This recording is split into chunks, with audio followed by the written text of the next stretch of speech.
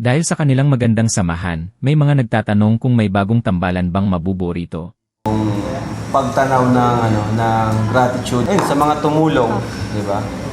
Pagtanaw ng gratitude sa mga tumulong.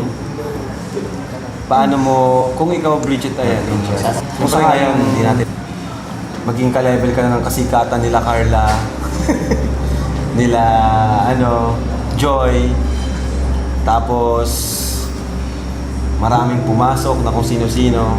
Paano mo i-handle yung ganong sitwasyon sa buhay mo? Kasi po, unang-una po kasi kahit na po hindi ako maging kasing sikat nila Ate Carla, nila Ate Joy po.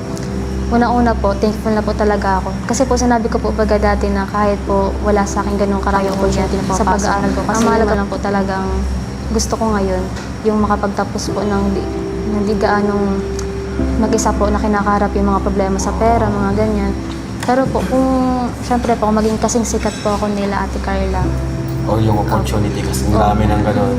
Siyempre po, yung gratitude po talaga, nasa akin na po talaga yun. Katulad po nung sa speech ko po nun sa pabahay po, sinabihan po ako ng speech. Parang yung walang-wala po kasi. Kung yung tao po is matino, parang matino po mag-isip, ganyan. Nasa kanya na po yun, talagang naturally po nagka-come out siya sa tao na ma-attain po nila yung gratitude. Kasi po, yung mga tao po na tumulong sa atin, nung mga walang-wala, katulad po sa akin, nung kayo po tumulong kayo sa akin.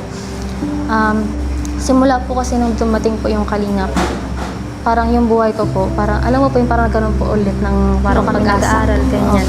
Kaya kasi nung mas marami pong opportunity na pumasok, syempre po, di ko po papabayaan na maging iba po yung ugali ko sa Kalingap. Kasi unang-una po, kung wala po kayo, wala din po ako sa katutunguhan ko po ngayon.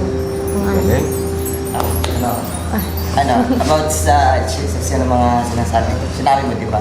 Karamihan kasi siyempre sa beginning, sa umpisa, pwede tayong magsalita ng... Pwede. Yan yung magandang tanong yan. Lahat ganyan. Lahat ganyan ang sinasabi. Marami na nagsabi niya na grateful sila kuno. Hindi sila parang may diin yung Di magbabago, di magbabago. darating sa panahon na ganito kuno, pero in the end, ay yun na nga, yung grateful is naging grateful. So, paano sinasabi ng isang beneficiary is grateful ba talaga or sa salita lang ba ito? Oo nga. Paano nito papatunayan? Paano kung pag naging sikat ka na, tapos nagbago ka na pala? yung Hindi ka na yung dating Bridget. Yun.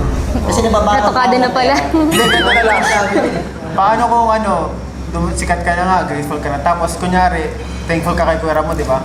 Nag-joke si Kuya Ram mo, tapos na-hurt ka. Oo nga, no? Nagalit O meron siyang di nagustuhan na na-disappoint ka sa akin. Na si Kuya Ram mo naman na hindi niya sinasadya, may na-misunderstood ka na nasabi niya. Magandang tanong yun eh. Yung una po, yung sabi po na...